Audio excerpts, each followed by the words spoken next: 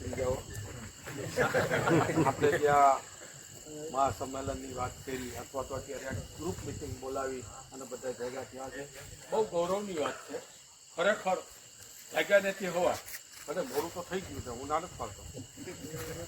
હિરેનભાઈ કીધું એમ નાનું મોટું બધાને પ્રશ્ન હશે જ અને હોય જ. 5 વાસણ ભેરા થાય તો ખખડા વગર રહે નહીં, ખખડતા જ હોય. પણ આપણે જો સંગઠિત હશું તો આ બધું થાય. એના માટે જાજા હાથ રડ્યા હમણાં. પછી સંગઠનની અંદર એવું નથી કે આ વડીલો 5 જણાના જ વિચારો રજૂ કરીને આપણે આગળ વધીએ.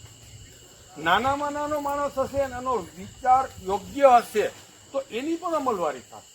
કે ભાઈ આ સંમેલન કરીને પછી આ કોર કમિટીમાં માની કે 10 જણા હોય એ એક વટહુકમ બહાર પાડે અને એ બધાને અમલ કરવો પડે એવા માટે આપણે ભેગા નથી.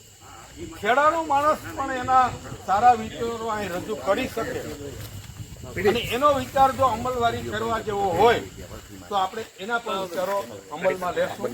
બાકી તો બધા હિરેનભાઈ